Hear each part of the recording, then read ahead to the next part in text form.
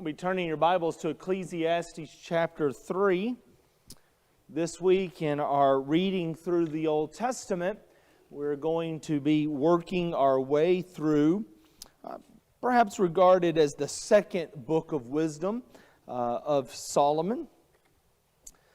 I've entitled the lesson, Turn, Turn, Turn. I mean, you had to, right? And I'll pick on Joey for just a second. He asked me, he's like, you got any songs for tonight? And I said, well, how about Turn, Turn, Turn? And he looked at me kind of funny. He goes, is that a hymn? I don't know that song. And I'm like, oh, son, you got to look that up. Did you look it up? No, you still haven't looked it up. Okay.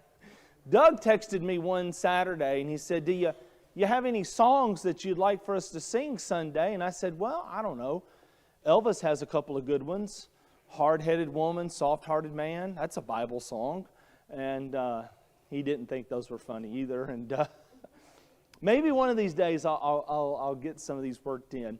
Just real quick, I did have to explore that song just a little bit as I was thinking about Ecclesiastes 3. Did you know Pete Seeger wrote? He's credited with writing that song, all 6 words that he wrote.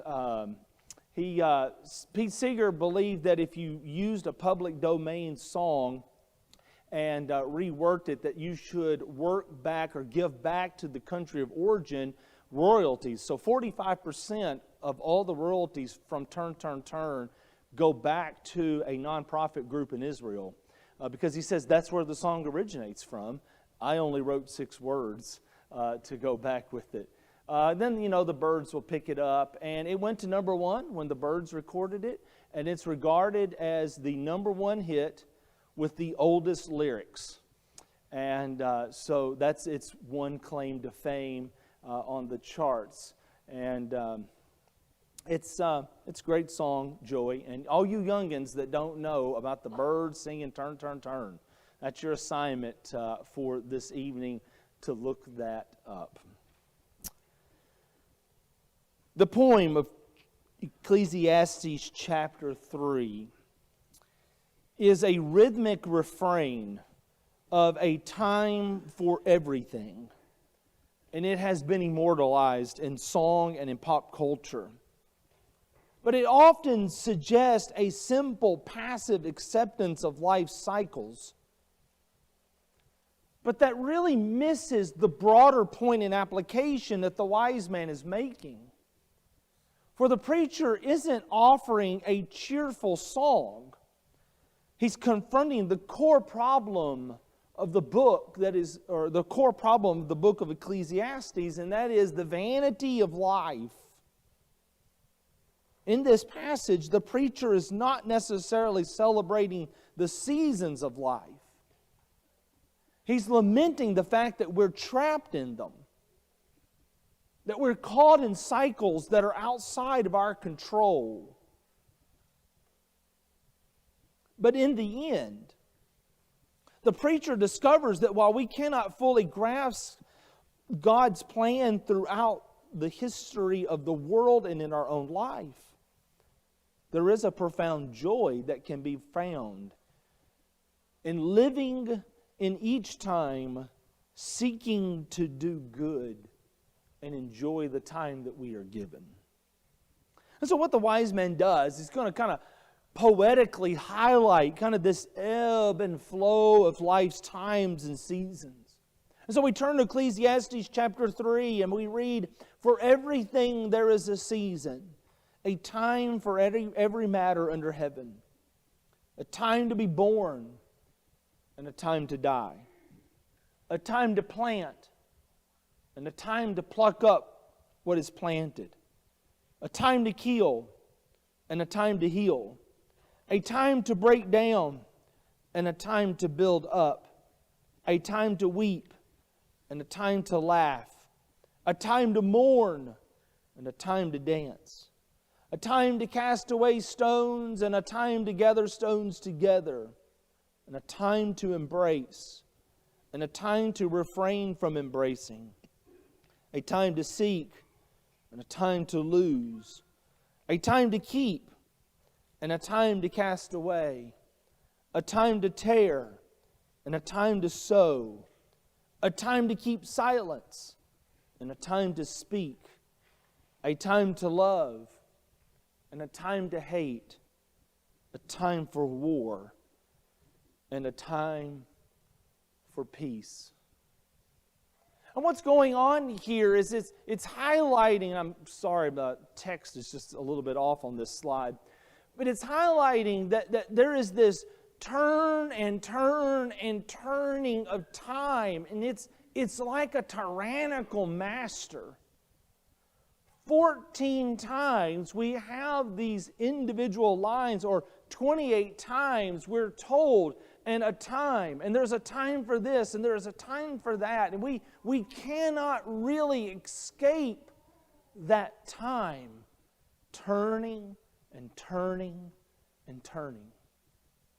In one of Job's laments, again, I'm going to try to just stick with all wisdom literature tonight. In one of Job's laments, he himself laments this idea that we're kind of trapped in time, that there's really not much that we can do about it. Let's turn over to Job chapter 14. I want you to hear what he says beginning with verse 6. A man who is born of a woman is few of days and full of trouble. He comes out like a flower and withers. He flees like a shadow and continues not. And do you open your eyes on such a one and bring me into judgment with you?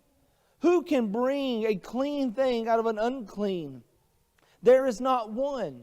Since his days are determined and the numbers of his months is with you, and you have appointed his limits that he cannot pass, look away from him and leave him alone, that he may enjoy like a hired hand his days. And here Job is speaking to God. Well, you've brought me into all of this. You have caused me all this trouble by allowing me to be born, and you have set the boundaries of my time. Will you not just leave me alone that I might be able to enjoy them even a little? Because when we come back to Ecclesiastes chapter 3, we also learn that there's nothing we do that has permanence.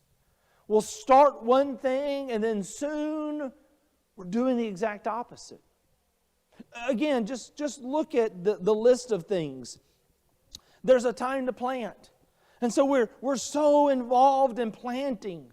And then suddenly we have to find ourselves doing the exact opposite of plucking up everything that we have planted. There's a time to break down, to clear land. Then there becomes a time to build up. Or maybe we're living a life and it's a time of laughter. And we cannot take those moments of laughter and frivolity for granted, because no sooner than we recognize that this kind of life is good than we suddenly find ourselves weeping. Nothing we do has any kind of permanence, because then suddenly we find ourselves doing just the opposite. And then we often dance to a tune that is not our choosing. Time and the pressures of time force us to act in ways or to live lives that we do not necessarily want. But we have to accept them. There's a time to be born. And there is a time to die. There is a time for war. And there's a time for peace. We must live in the season of a life that we find ourselves, and in the time in which the Lord has brought us. And so after giving us this poetic declaration about time, we then move to verse 9. And the wise man is going to ask this: what gain has the worker from his toil? After he has given us the poem of verses 1 through 8, he's then just going to ask, well, what good is it all? What does the worker then have to gain from his toil if there is no permanence in anything? If he has to react in the time and the seasons in which he finds himself, if if he's living under this pressure that's exerted upon him by time, what is he supposed to do? Well, the problem isn't that life changes, because that's been the problem since the beginning of time. Life is constantly in motion. It's constantly changing. The problem is that we can only see a fraction of the time immemorial. I really like this paragraph. This is from let's see, I think I wrote it down somewhere else here. This is from a little book called The Message of Ecclesiastes. It's in a library that I happened to buy earlier this summer. Caleb is given a library at the beginning of the summer, and then somebody called me and said, "Hey, I'm selling one. You want to buy it?" And I'm like, "Sure, I'll be fine." And then I've given some to Goodwill. I've kept some, and I'm eventually going to work my way up to Nashville and take some to McKay's and make my money back. I did get my money back just right off the bat. I pulled out a 6-volume commentary that cost $100 more than I actually paid for the entire man's library. So I got it back right off the bat. This little book comes from that. It's from a series put out by InterVarsity Press. It's not one that I had, but I've really enjoyed it. And I really like what he says here. It says, "We are like the desperately nearsighted, inching their way along some great tapestry or fresco in the attempt to take it all in.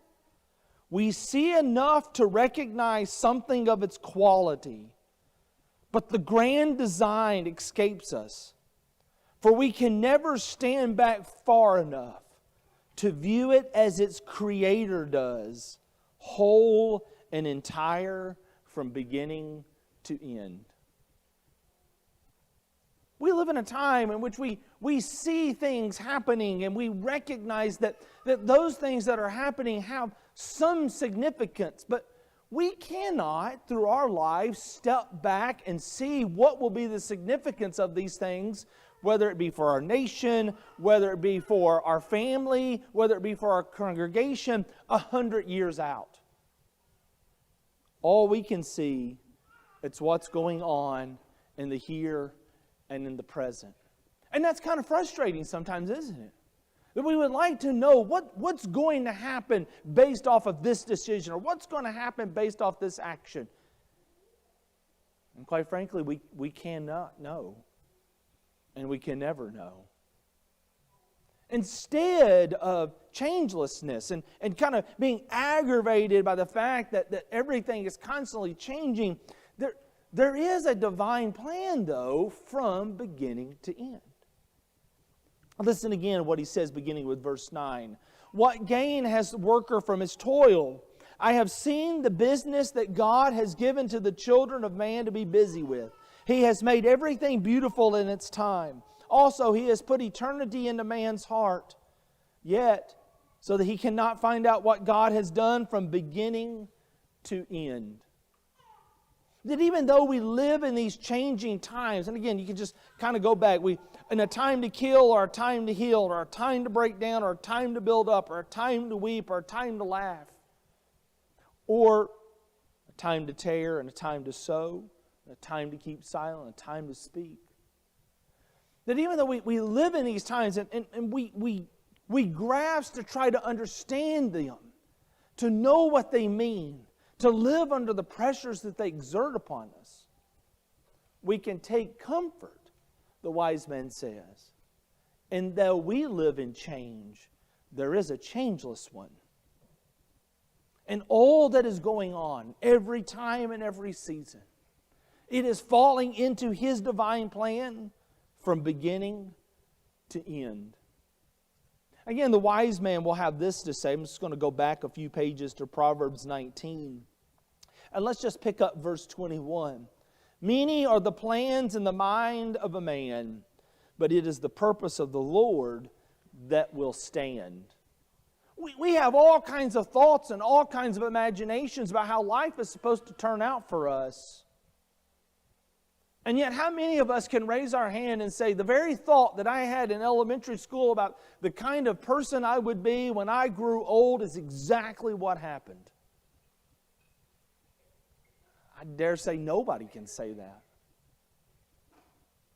And while our plans have changed, and while our plans get altered by the times and seasons that we live through, God's plan, it stands, it continues, because it's changeless. And because of that, then the wise man says this. Let's look at verses 12 and 13. I perceive that there is nothing better for them than to be joyful and to do good as long as they live. Also, that everyone should eat and drink and take pleasure in all of his toil. This is God's gift to man. To enjoy life and to do good in our time. Or as he says there in verse 12, as long as we live, because we live in a world that is not permanent. It's constantly changing. And our own life here upon earth can change in a minute. And so what do? When we are forced by time and we're forced by these seasons, we're forced by these things that are outside of our control, we do what the wise man will say repeatedly throughout Ecclesiastes. Do good, be joyful, eat and drink, and take pleasure in all your toil. You don't have to go far to find this repeated. Just turn back to the left to chapter 2.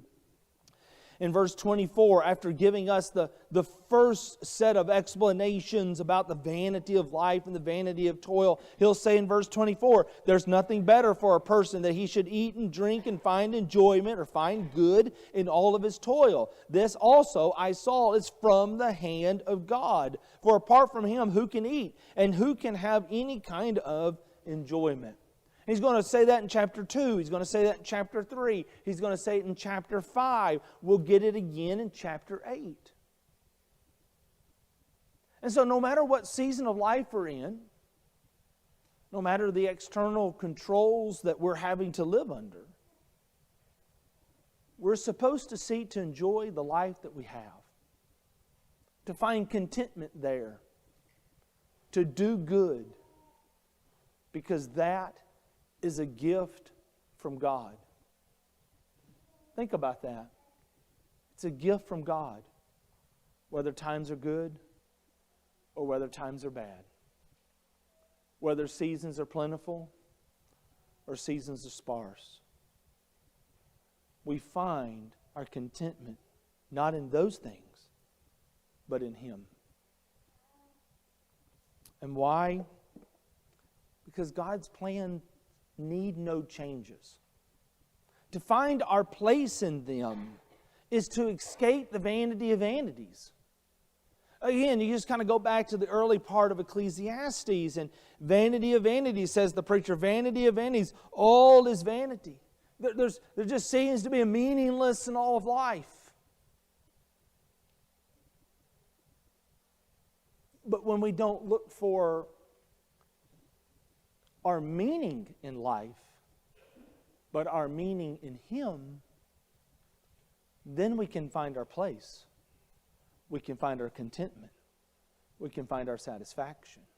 Notice how he'll say it in verses 14 and 15. This again is chapter 3. I perceive that whatever God does endures forever. Nothing can be added to it, nor anything taken from it. God has done it so that people fear before Him. That which is already has been. That which is to be already has been. And God seeks what has been driven away. Or your translation might say, what has been pursued. God's plans need no altering like ours.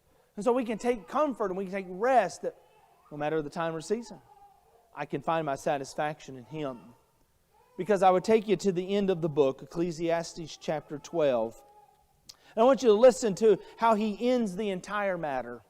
Let us hear the conclusion of the whole matter when all things have been heard. Fear God and keep His commandments, for this is the whole duty of man. For God will bring every deed into judgment, every secret thing, whether it be good or evil.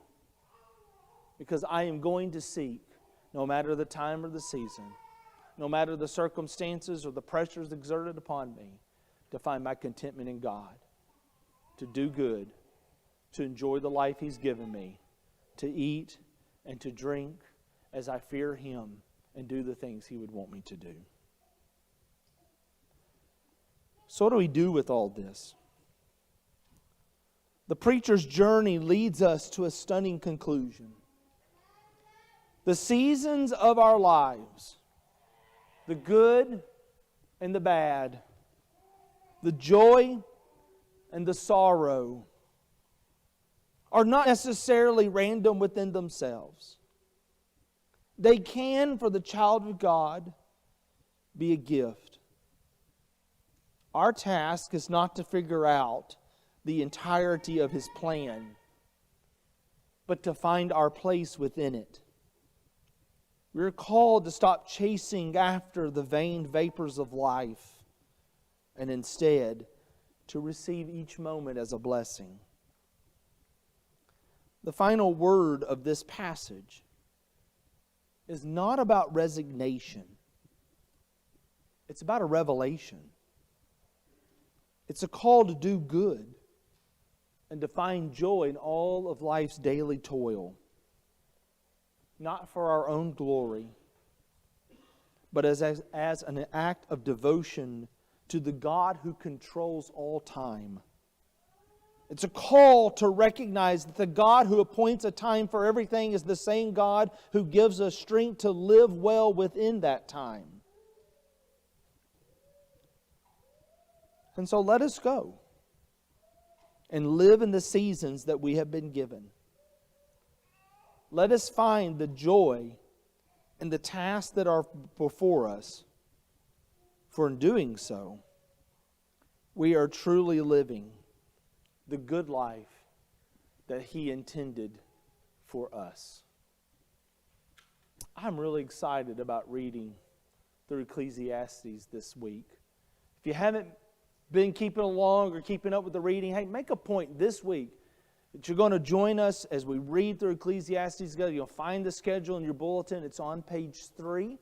And together we can recognize that there's more to this life than the daily toil and struggle that we see. There is a God who has given us purpose, a God who loves us and empowers us, a God who has sought fit that though we live in a world that is broken by sin, we live in a world that is dark and dying, He has given it light and hope through Jesus Christ, and us as His people shining the light wherever we happen to be. We've had a good day of assembling together, good songs, good worship, good prayers, and good remembrance of our Lord's sacrifice. And so we offer, as we close out today, one more opportunity. If you have a spiritual need, won't you